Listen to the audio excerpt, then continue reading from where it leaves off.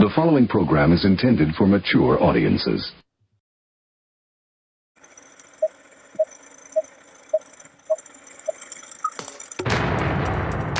Booty's revelation.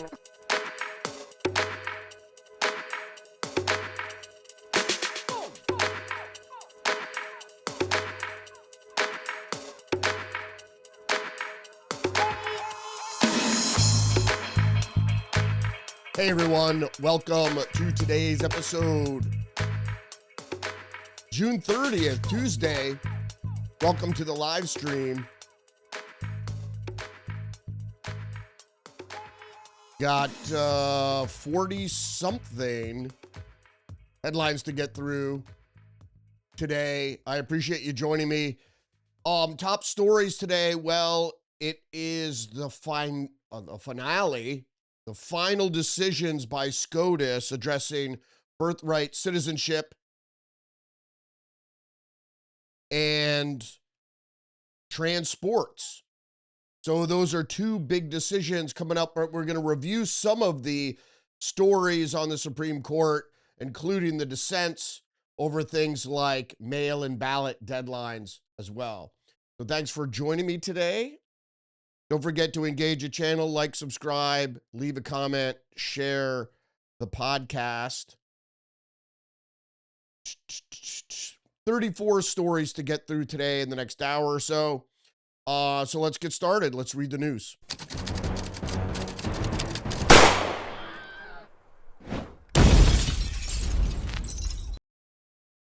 We're going to start with just the news. SCOTUS tees up big last day of term with birthright citizenship transports rulings. I don't know. It's Title IX, so I don't think they're going to rule in favor of trans men playing in women's sports. It's unfair, but it's hard to determine. The birthright citizenship might be a surprise because there might be some limits to it. Hard to say at this point, but what we want to do, as I mentioned previously, is go through some of the decisions that were already made. Let's go to the Federalist. Justice Gorsuch skewers SCOTUS for ducking COVID shot mandate case. Now, what they did here is they refused to rule on this case, kicking the can down the road, so to speak. U.S. Supreme Court ducked yet another case involving religious exemptions and vaccine mandates on Monday, and Justice Neil Gorsuch and a few of his colleagues were not shy about voicing their frustrations about it. Doe versus Hochul, they're going to look at it next term. The case involves a challenge brought under the Title VII of the Civil Rights Act by New York healthcare workers who were fired after choosing not to get the COVID shot due to their religious beliefs. I also did this. It's a private company. It's a little bit different, but this would have any ruling here would have a standing in my case as well. So I'm looking at this very important, but as very important, and they kick the can down the road, which is a little upsetting. I was talking about this yesterday with an old friend. He didn't realize that I had lost my job because of refusing to get the COVID vaccine. In any case, getting back to the story, Gorsuch said, assess the reasonableness of the plaintiff's requested accommodations. Would have imposed an undue hardship on their employers because it would have required the employers to violate the state vaccine regulation and subjected the employers to financial penalties or suspension or revocation of operating licenses. In other words, they were held hostage by the Biden administration and Biden's cohorts at the time. Soon after it decided this case, the Second Circuit reiterated its understanding of Title VII's undue hardship defense, holding that an accommodation would require an employer to violate a state law necessarily imposes an undue hardship and does not even when the state law is unconstitutional as applied to the plaintiff, Gorsuch wrote. I harbor serious doubts about the Second Circuit's rule. Right. So basically it's saying that a state law about incurring undue hardship on the point of the employer somehow trumps the constitutional rights of individuals. Absolutely. If the Bill of Rights is the case, is the supreme law of the land, is that how can state laws about undue hardship for businesses apply to violating someone's uh, uh, individual liberties? And obviously that's the case.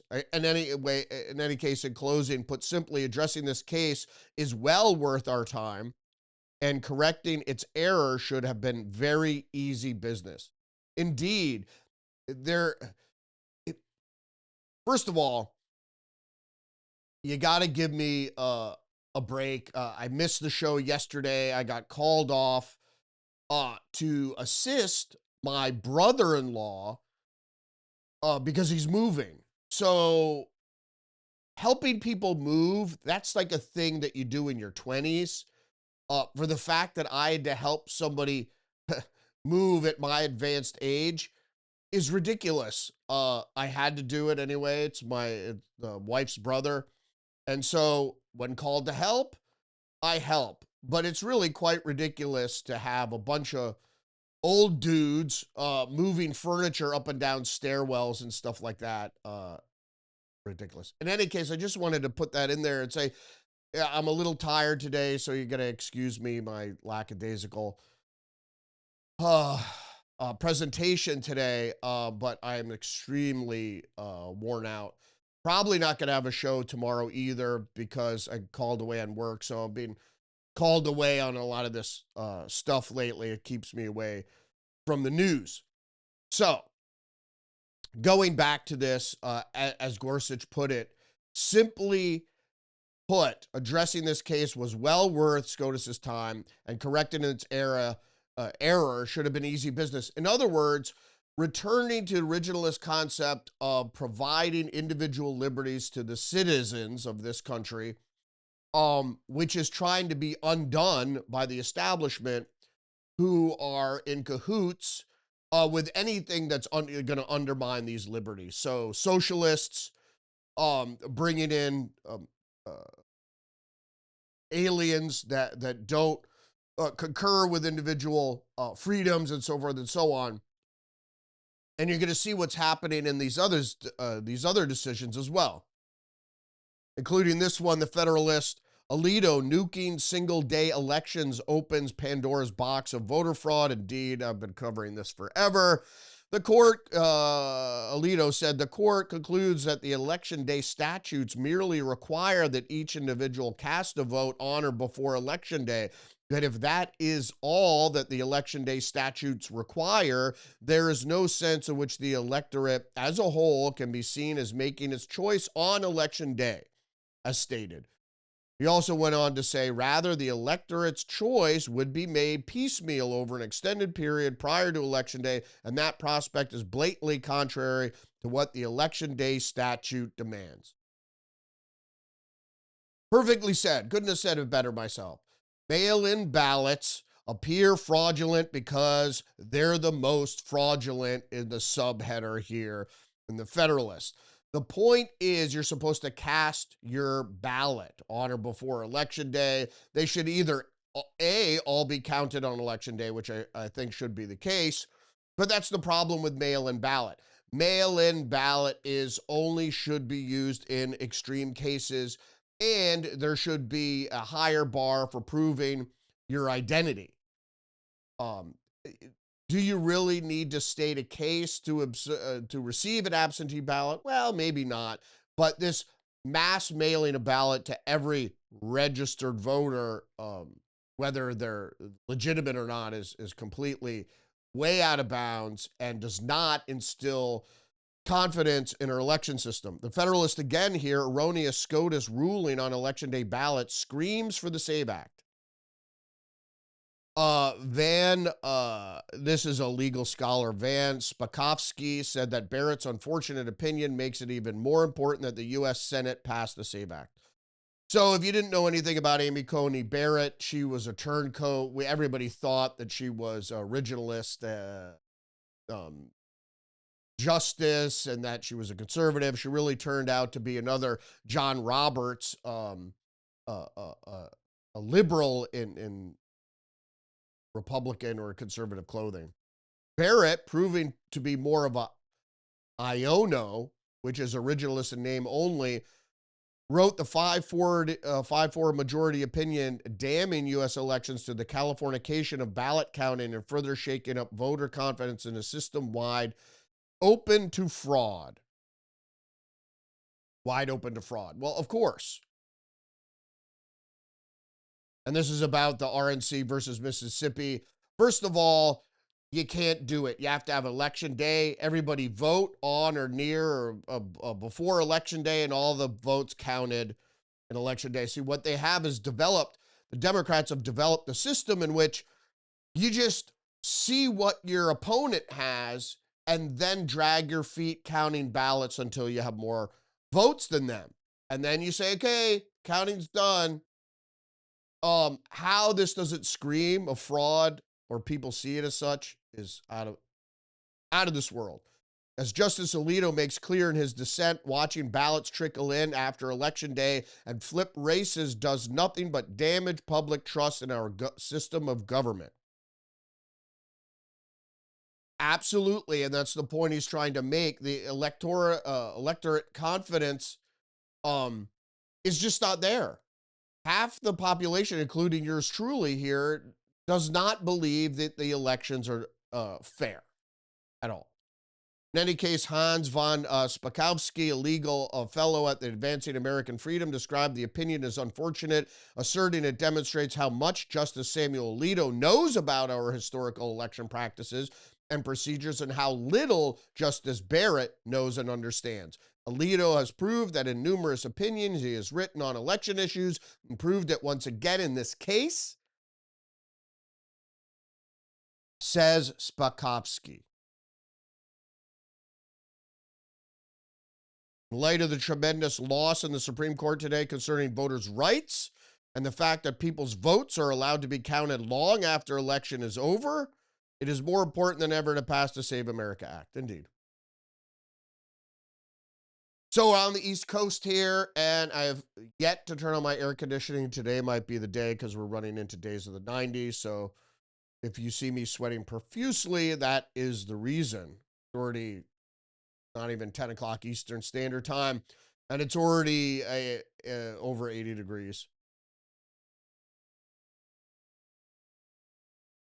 Federalist again here, the key takeaways from SCOTUS's Monday's decisions. Trump versus Slaughter, removal statute for members of the Federal Trade Commission. Former FTC Commissioner Rebecca Slaughter will be fired. She was holding it up because of a lawsuit. What you have to understand is the president is commander-in-chief, so he's the boss of the administration. So yes, he can fire any department head. He can really fire any federal employee, but any department head he sees to do so. And she was one of the ones. And because she said that it was an oversight bureau, that somehow that she can't be fired. Well, that's not true, because the Federal Trade Commission is not overseeing the president. So of course, there's no conflict of interest. He could fire her. So she's supposed to be overlooking Wall Street. Trump versus Cook. In this case, Supreme Court held that president could not fire Lisa Cook, a member of the Board of Governors of the Federal Reserve System, without providing her notice of the charges made against her and an opportunity to be heard in her defense. That, right, because it's a civil case, because the reasoning being is the Federal Reserve is not part of the government, private entity, private consortium of banks that lends the government money. So technically, Trump isn't the boss of Lisa Cook. Watson versus a Republican National Committee. In Watson, the Supreme Court considered whether Mississippi's election law, which allows for the counting of ballots postmarked by Election Day, but received up to 5 days later, violates the federal election statutes. A majority of the court upheld the Mississippi statute, concluding that the federal Election Day statute was not set for a ballot receipt. I don't believe, can you fake postmarks?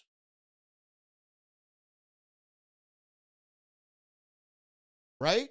Could someone somewhere have a little postmark and be stamping things last minute with a date from several days ago? Could that happen? Of course it can. It's not just the postmark, it's a ballot custody issue. You send out millions of ballots to God knows who, and then they all come in, benefiting the Democrats. I think there's been one case where it favored a Republican. And that Republican turned out to be more liberal than the Democrat, but whatever. PJ Media story number 5, Alito warns Supreme Court just opened Pandora's box for election fraud. The 5-4 decision, the court ruled that the federal law permits states to count non-military mail-in ballots that arrive after Election Day. Justice Amy Coney Barrett, traitor, the Trump appointee, authored the major opinion. Alito wrote the dissent, and he wasted no time laying out why the ruling should worry every American who still believes in free and fair elections. It does not instill confidence in the system. And anything that does not instill confidence in the system should be overturned. It leaves open opportunities for voter fraud that may further undermine Americans' faith in the integrity of the country's elections. Full stop. When someone votes by mail, it is harder for officials to verify the identity of that person requesting and completing the ballot. Period. But he went on to say mail voting also represents a greater opportunity for voter manipulation, a more vulnerable chain of ballot custody, and a diminished ability to detect improprieties in real time. That was almost verbatim of what I've been saying now for, 6 years? Almost verbatim, every point. Chain of custody for the ballots, the opportunity for fraud, and the inability to verify identity of legitimate voters, or I should say illegitimate voters. Letting the absentee ballots pour in over the days and weeks after Election Day while preliminary results are already public creates greater opportunity for fraud and risks, further undermining the public's confidence in election integrity, mine being one. Thursday, thousands of absentee ballots flow in and after Election Day and potentially flip the result of an election. Then charges of a rigged election can explode and should explode because it seems like bullshit. Smells like shit. Looks like shit. It is shit. Just the news, more than 8 in 10 voters support ID requirements for voting. Metropolitan News Service survey found that 82% of voters support photo ID requirements at the ballot, which includes 94% of Republicans, 70% of Democrats. Why wouldn't you? Why wouldn't you want that? Everybody wants it. There are a few that don't want it. The reasoning being is because there is no reasoning. Is this like, somewhere they were told the myth about some old black woman who doesn't have an ID and doesn't have a car? It's just bullshit. Just the news again, Trump hails big win after SCOTUS lets him fire executive agency officials. That includes that FTC chick, Slaughter. Just the news again, Trump's efforts to reverse birthright citizenship may succeed with or without SCOTUS. Why? Is because there are a couple of laws in the pipeline here. One is introduced by Lindsey Graham and birthright citizenship by amending the Immigration and Nationality Act. These measures will reinterpret the 14th Amendment subject to jurisdiction thereof, the states, clause to grant citizenship at birth only to children with at least one parent who is a U.S. citizen, national, lawful permanent resident, residing in the U.S., et cetera, et cetera. Like I said, it's jurisdiction thereof. So it just doesn't mean that it's in the jurisdiction. It means they also can't be violating laws of the state and of the jurisdiction, including federal jurisdiction when it comes down to citizenship. But it's not clear, and that's why they have to discuss it. Fox News story number 10, Trump's SCOTUS prediction takes on new weight ahead of birthright citizenship ruling. Court expected to release a decision on whether Trump's January 2025 executive order is constitutional. I know people were looking for the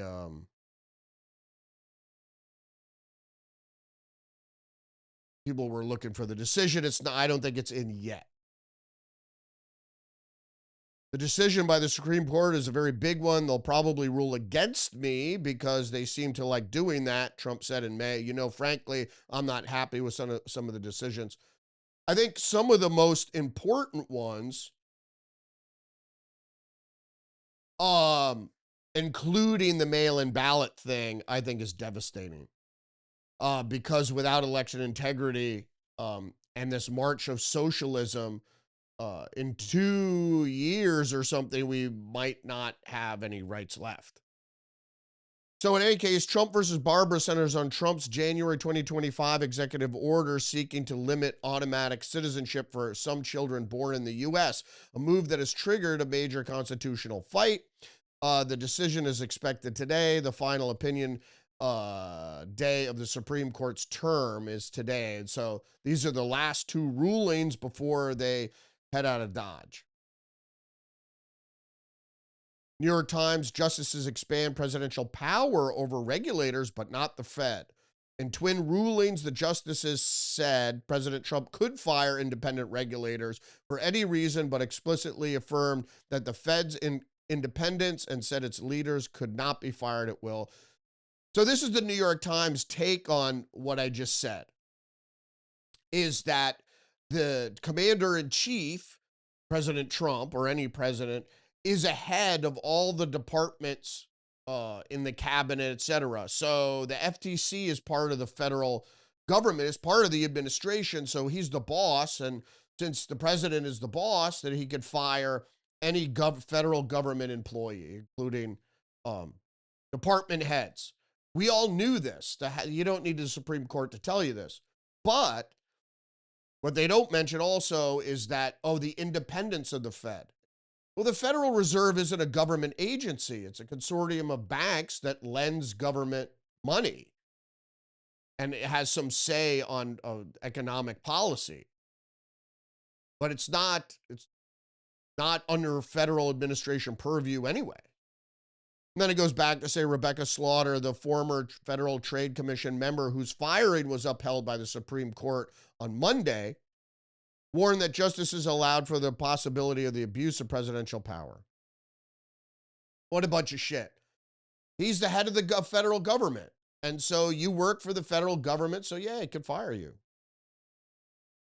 But they did rule earlier in the week. This is One America News, story number 12. Trump slams SCOTUS after justices declined to hear E. Jean Carroll appeal.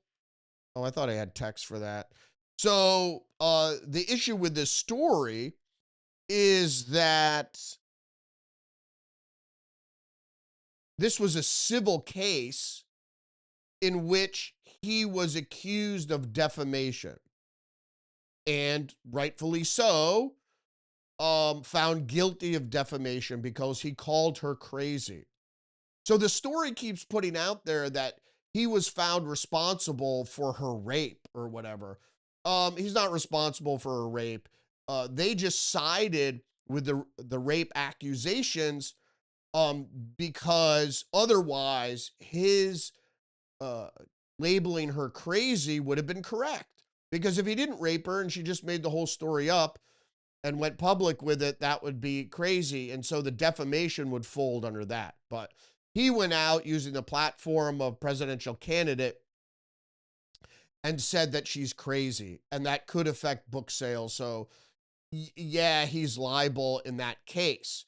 However, there's no way to really prove that the rape didn't happen. And that's what the justices said there, that you can't really prove that he didn't rape her, so it's a moot point. You can't go with your specific type of platform. You can't go around calling people crazy. But all liberals say, oh, the Supreme Court found that Trump raped E. Jean Carroll. Not the case. Post-millennial story number 13.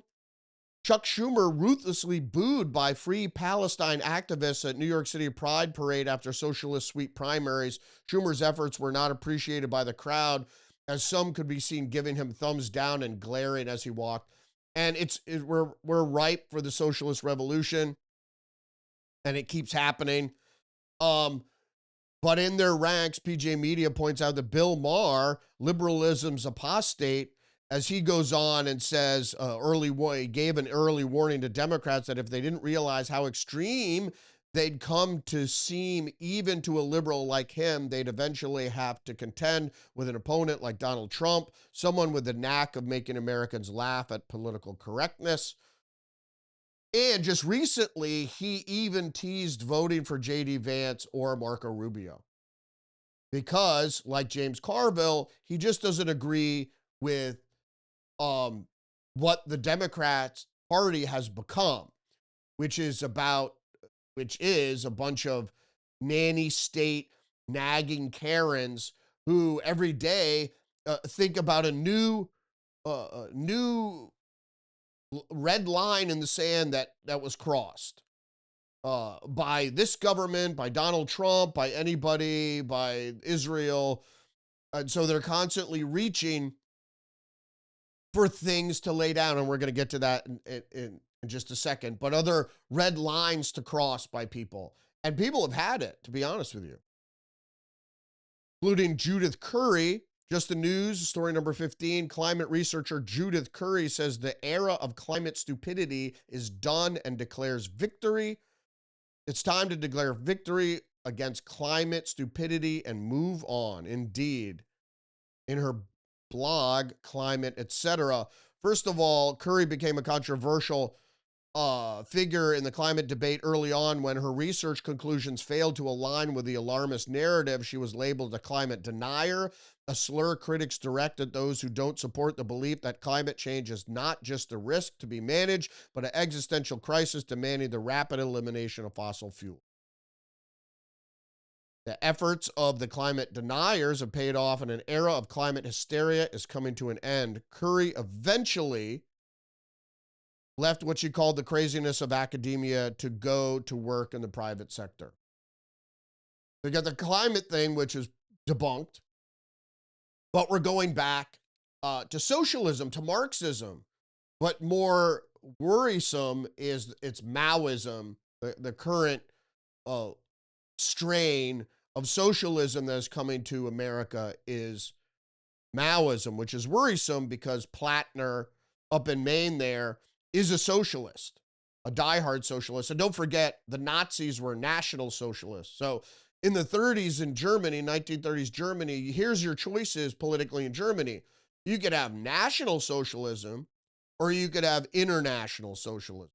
Those were your choices. So Germany went with national socialism because they still believed in national sovereignty. But putting Hitler on the right is a grave mistake. Hitler is on the right only to Stalinists and Maoists, right? To the rest of people, politically minded people, Hitler is not on the right. So in any case, just the news, Collins Plattner in statistical tie for Maine Senate seat, says a poll. Plattner led with 49% support among likely voters in the latest New York Times Portland Press Herald Siena survey. So this is what they do before they steal an election. They come out with skewed polls, and I'm not saying this is skewed, but Collins traditionally always comes from behind because she's not much of a campaigner, but Maine has always settled on her. We don't know if that's going to happen this time. But what they do is they put out all these polls that said it's close, it's close, it's close, and then you won't be surprised at the result when they win via fraud. If this happens in Maine or it happens in Texas, we're going to get to Tallarico here, New York Times. A tied Senate race gives Democrats a shot at deep red. Texas poll finds James Tallarico, a Democratic state lawmaker, is tied with Ken Paxton, the Republican state attorney general, according to a New York Times Siena poll. So the same people that did the last poll did this poll. And again, these crazy Democrats, who this guy Tallarico, he looks like, I don't know. It looks like someone out of Children of the Corn, you know? Who's that guy? Samuel? Do you ever see that movie, Children of the Corn? He gives me the creeps. And they're tied at 47%. So what they do is they put out these polls and they set it, it's tied. It's like Hillary Clinton is tied with Donald Trump and she's gonna pull it out at the last minute. What they do is they're setting up for the steal. And because if the polling wasn't close, you would question the outcome. So they have to make the polling close. So whatever polling methodology they used should be questioned, certainly. Fox News story number 18, Fetterman unleashes on dirtbag wing of Dems after far-left victories. Orgy of socialism, they say. Pennsylvania Democrats said caucus colleagues refused to call out candidates who want to abolish prisons and ICE. Yeah, it's anti-law enforcement. And so people don't understand is because they want the criminals in the street, because it's this dichotomy that gives government power. If you were provided a way to protect yourself, then you wouldn't need the government, but you need the government. So there's always this, let criminals out of prison, and then the people, the victims of these criminals cry to the government, help us. But it's your government that let these fuckers out of prison. So that's the reason they want to do this. Abolishing ICE is just a political tool, as I said, is to let foreigners come in. You saw what happened in Europe, and we're going to get to that in just a minute. It was the same schematic that they used here in the United States. It's to overwhelm and undermine the native electorate. Whatever you think of foreigners, you know, I don't have problems with people from different cultures and stuff. I would like them to assimilate, and because you have to live under the Constitution, and to become a citizen, you have to pass the test that, you know, that a lot of Americans couldn't even pass. But we live in a constitutional republic, so you have to understand what the golden rule is, so to speak, the Bill of Rights, etc. But that's not the purpose. The purpose is to undermine individual liberties, particularly because you can't have a massive AI technocracy ruling over people who say, I have rights. They don't want that. So that's why if you look at the UN human rights are not individual rights. Different. Individual liberties are political rights that you, as a person, not tied to anybody else, not any sort of group, that you as an individual have rights. And don't forget that your rights stop where someone else's rights begin. Fox News story number 19, socialists take fight west, target Colorado in latest bid to oust Democratic Party establishment. DSA-backed Melat Kiros, a first-time candidate, is taking on Republican Diana DeGette, who was first elected 3 decades ago. So what you're seeing now is the manufacture of little AOCs or Barack Obama's. Barack Obama was a construct. If you look into his actual history as a construct, just like AOC was a construct, they disappear for a year. You're like, where is this black hole in their history? They're taken in by the CIA and they're molded into these perfect, articulate socialists who have great appeal, charm, and can sell it. And you see them coming out again and again, well-heeled socialists coming out of academia. They don't need any real-world employment experience. They're just coming out fresh with the ideology and pump it out. People that are coming right out of academia don't need the year-long re-education like AOC needed. because they're coming fresh out of academia. But you see it here in Colorado as well, excuse me. Democratic Representative Diane DeGette, who was first elected to Congress 3 decades ago, is facing 2 primary challengers, including DSA-backed Melat Kiros, a first-time candidate, and former attorney born 4 months after DeGette first took office. Kiros, who lost her job as a lawyer, oh, she had one? In New York, after writing an essay critical of Israel. And they're all anti-Semitic, and they're anti-American. And I just don't understand that. How these people could get elected. You know how they get elected?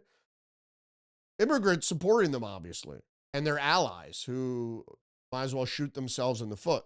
All right, so last week, for some reason, I tried to get this Alyssa Slotkin article in because people were asking establishment Democrats, why aren't you protesting this influx of socialists trying to take over the party? Which I said, politically, America's anti-establishment now. And there was this rising anti-establishment on both sides. One was a Tea Party that morphed into MAGA. And the other was the anarchist socialists on the left, supporters of Bernie Sanders and so forth. But the establishment Democrats refused to allow Bernie to get the nomination. And so this has been bubbling under the surface. In any case, so what was the memo to establishment Democrats? We need new leadership. And most importantly, from Alyssa Slotkin, says Democrat Party needs new leadership and old models are no longer working.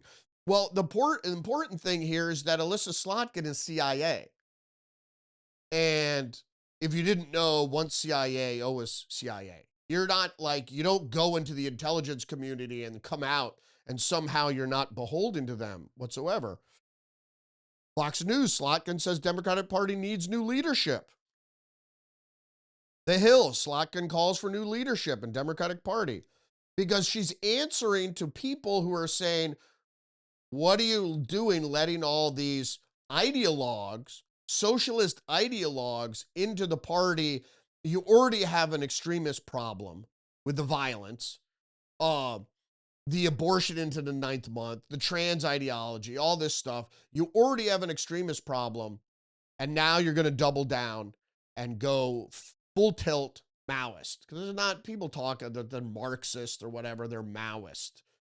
And the Maoist thing, because, right, the Soviet revolution, the Bolshevik revolution was a class revolution, class warfare. We're poor, we're going to go after the rich. In that case, the aristocracy, the monarchy. But with Mao, it moved into the cultural sphere. It wasn't just class warfare. It was culture war. So that's what's adopted here. And don't forget who let Mao into power. It was the CIA. So we're going to go to Greg Gutfeld on the 5. He explains why the left's purity tests have no finish line, and that's specifically what you saw in Mao. So California State Senator Scott Wiener, one of the most radical lawmakers in America, getting chased out of a far-left rally by his own side for not being radical enough. I thought I had more there. So what I'm going to do now is I'm going to bring in, it's a few minute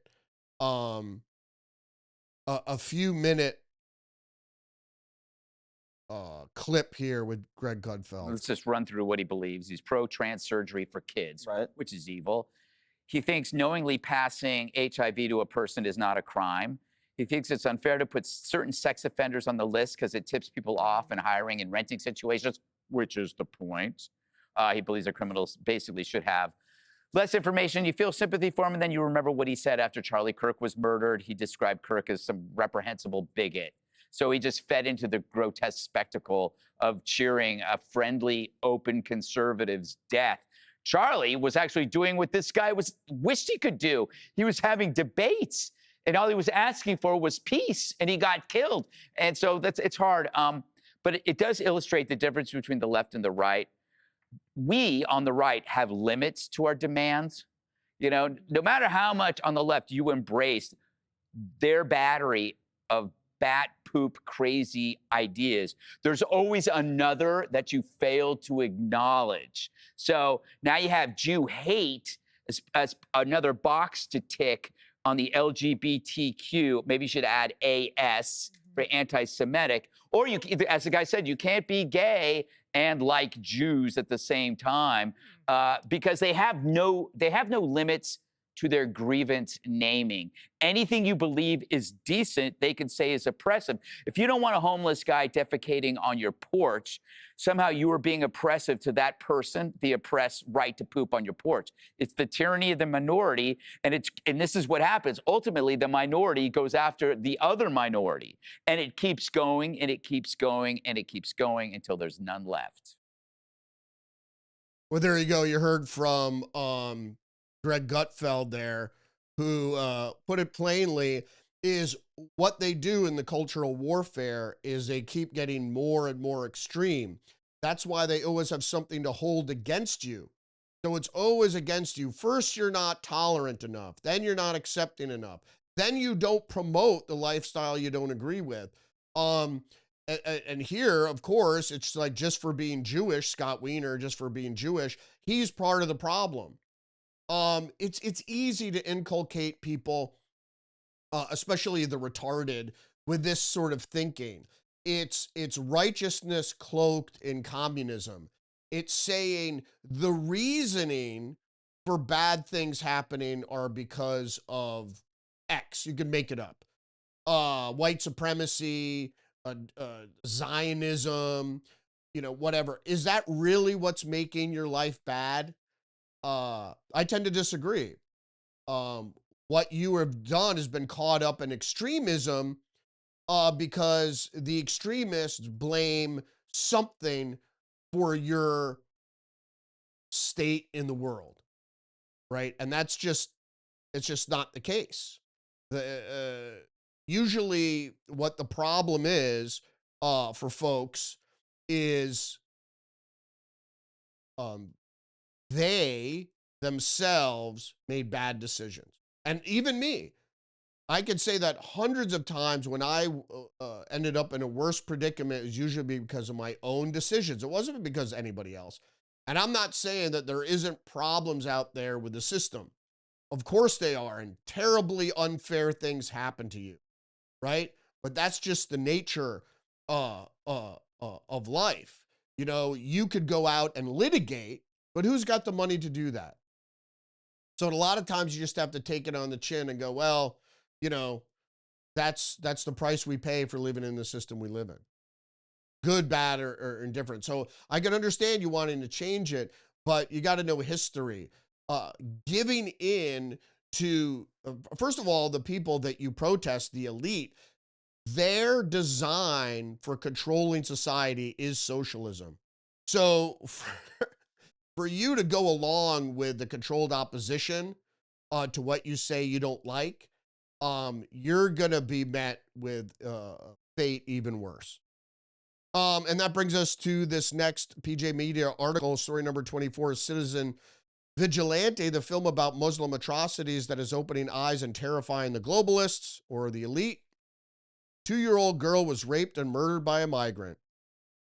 And so if you don't know what this new movie, I think it's a series, Citizen Vigilante, is basically about a guy that goes around correcting the wrongs in a vigilante way of particularly people that aren't obeying the norms of Western civilization, right? Peace be with you and with you, my brother. That's not what's happening. It's unraveling because people are questioning the very foundation on which it was built, which is reason. So to be unreasonable is now the cool thing because you're so caught up in your ideology that you don't even understand why it might seem to others. It might seem to others that it's unreasonable. And then they just tell you in the colleges, don't argue, don't debate people because then you're going to lose and then you'll be deflated. And All right, let's go to the Persian Gulf really quickly. Fox News, Iran fights to keep grip over Hormuz as U.S. Gulf allies carve new shipping route. Retired Navy Admiral says Iran struck the route because it gave commercial shipping a path beyond Iranian control. So what they've done is they've devised a route for shipping through the Hormuz Strait that hugs the opposite coast of the Hormuz Strait that's along Oman. And so they hug that and they provide a missile dome of sorts, countermeasures around the shipping lane. So most of the attack missiles or drones can't get through. And it's frustrating the shit out of Iran. Iran's latest attacks on commercial shipping came just as the United States and Oman were beginning to steer more vessels through a new southern shipping corridor hugging Oman's coastline, an alternative route designed to move traffic farther from Iran's immediate reach. Former U.S. military commanders and regional analysts told Fox News Digital that the timing was no coincidence. They said Iran was trying to preserve one of its greatest strategic advantages over new shipping routes and regional infrastructure, begin chipping away at Tehran's leverage over the Strait of Hormuz. Southern route creates a route they cannot toll or control. Hold on one second.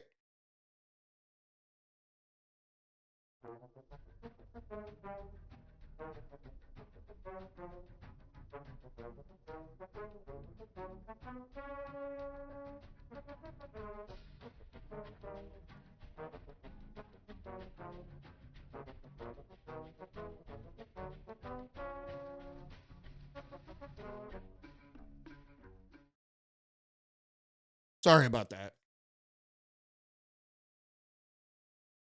In any case, going back to the story,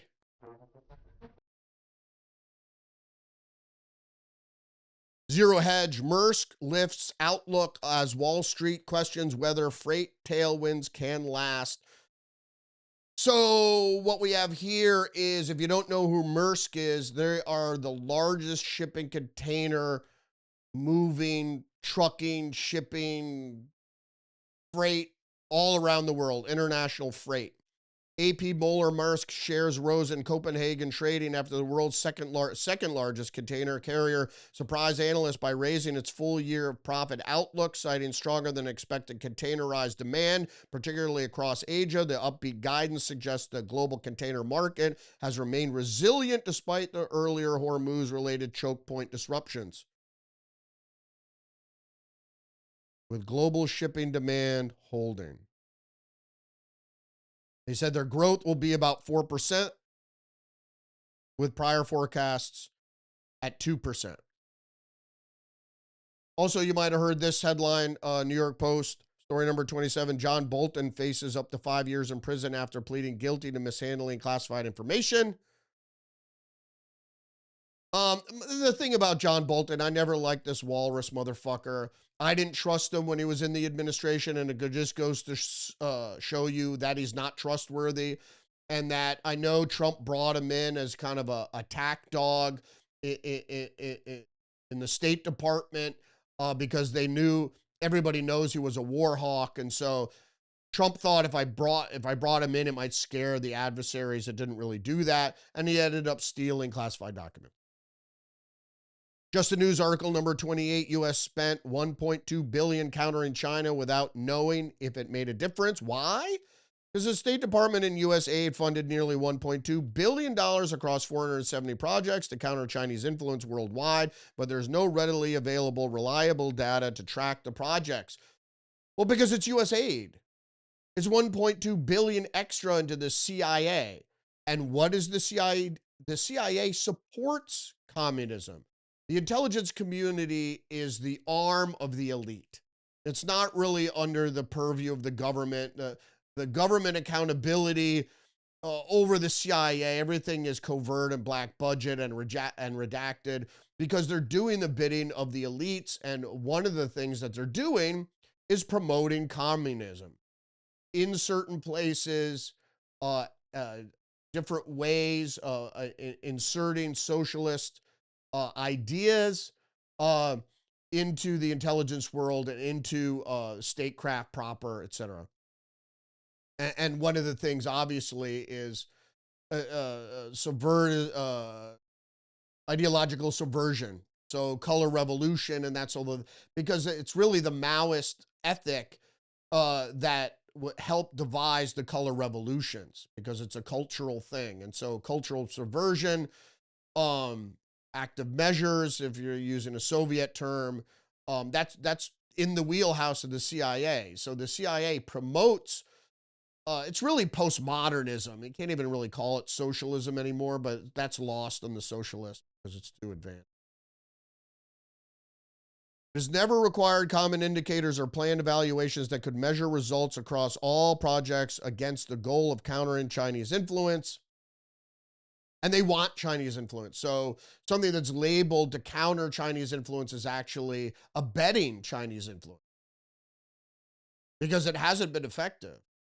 I mean, how could you let a Chinese spy balloon fly all the way over the continental United States? How can you allow Chinese nationals to be roaming around the United States, flying drones over secure military installations? It's ridiculous. And there's more that the left provides. So the left is the elite. It's the corporations' controlled opposition is socialism. And they're the ones that want to open the border. It's all part of what's called the New World Order agenda, which is to undermine the bastions of freedom, particularly because that's what's in the way of global dominance, if you will, is literally the American citizens with individual liberties and guns saying, no, we don't want to be communist, or we like our Constitution, and we don't want to let in millions of immigrants to basically dilute the powers and rights that we have. Just the news, 2 undocumented Venezuelans sentenced to years in prison on child sex trafficking.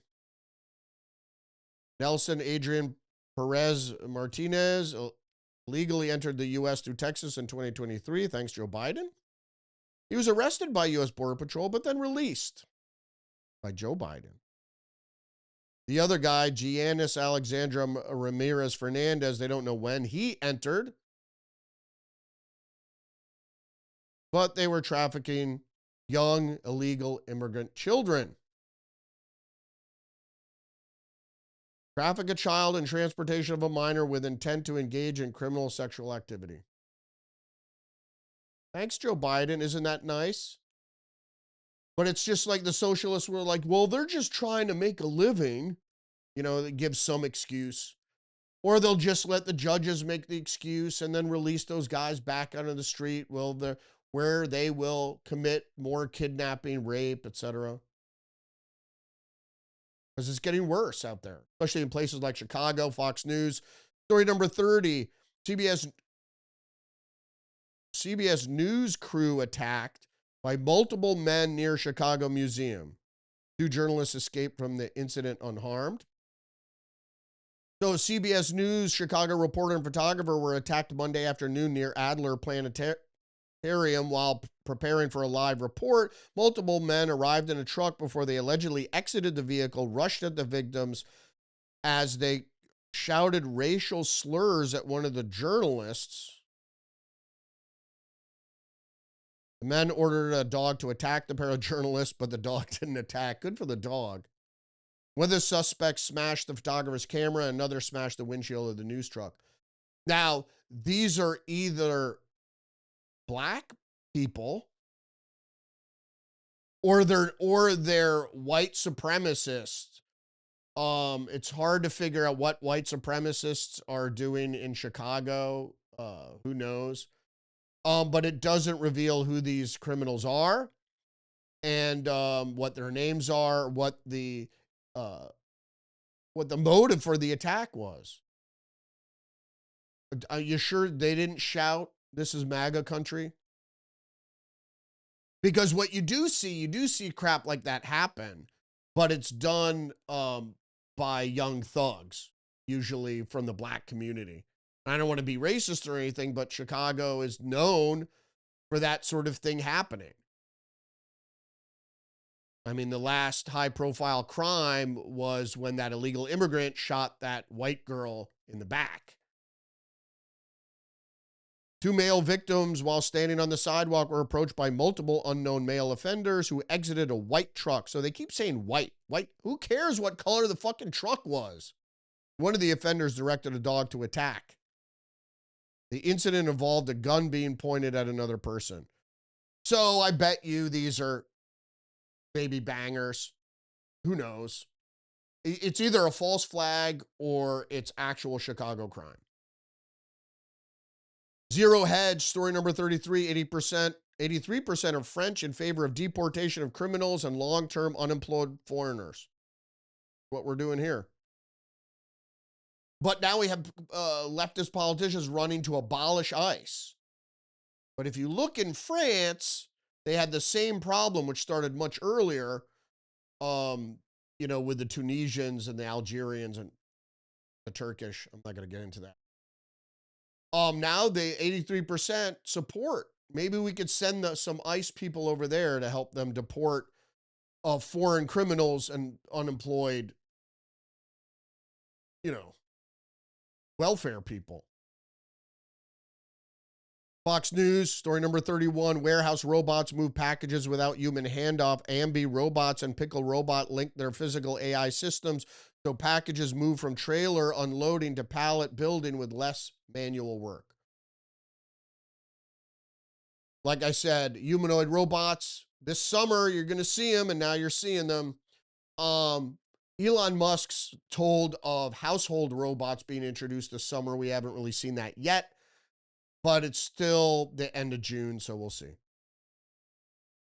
Ambi Robots and Pickle Robots say they have linked their robotic systems to help solve that handoff problem. The company has announced a commercial integration that connects Pickle Robots' trailer unloading robots with Ambi Robotics' Ambi Stack pallet building system. In other words, one robot system unloads mixed freight from a trailer, then a conveyor moves those cases downstream so another robotic system could hand off and scan and stack them for warehouse receiving.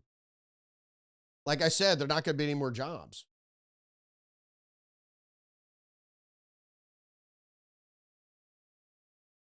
And then the last article here, no, 2 more articles. Ford rehires engineers after AI fails to match quality checks. See, and they're mixing, they're trying to conflate the thing here is that, yeah, AI designing a car, engineering, I don't think they're up to speed on that yet. But AI robotics, actually building the car, yeah, that's what they do.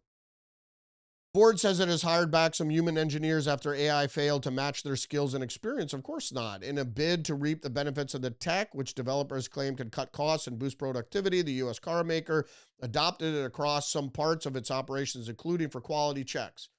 They're trying to get AI to engineer cars, and they can't do it. You really need a human, I think, in all aspects of work, but especially here. The artificial intelligence is a fantastic tool, but it's only good as the information you use to train it. I guess their information wasn't good. Then the last article here, Zero Hedge. Story number 34.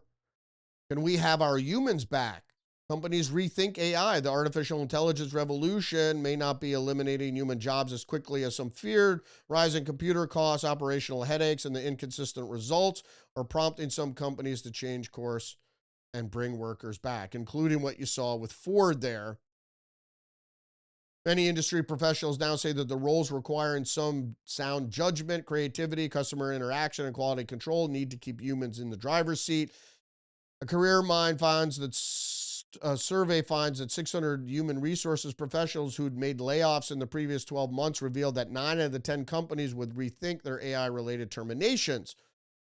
3 out of the 4 human resources professionals who took this survey confirmed that their organization sacked employees because of technological advancement that replaced roles and responsibilities.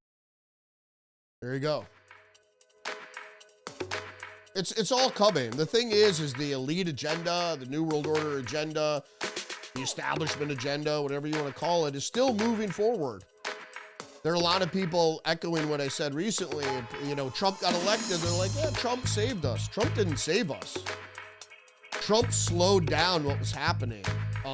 It's up to us to stop it. So he's not the Messiah. He's not going to save us because the agenda keeps rolling on. Technocracy is proceeding as planned.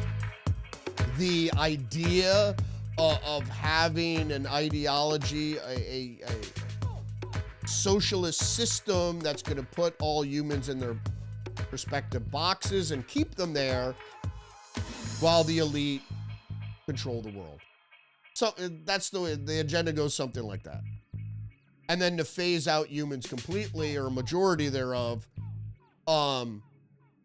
with an illness that they're designing right now with gain of function research, which they say doesn't exist anymore, but it does. Thanks for joining me today. Don't forget to engage the channel, like, subscribe, leave a comment, share the live stream. Thanks for joining me today. Remember, you're under attack psychologically and biologically. Stay hip to the trick. Join me every day, Monday through Friday, live streaming on Rumble, YouTube, Facebook, BitChute, X. Thanks for joining me today. I won't have a live stream tomorrow or Thursday. Got a full day of work. I've been called off on a job, and I will get back to you shortly. Thanks again for joining me. Stay tuned tonight. Possible Tuesdays with Perry, episode 148, I think. All right. See ya. Respect. These people are crazy.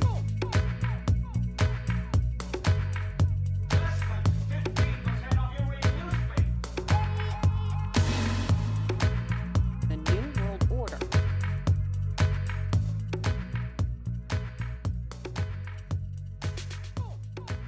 New World Order.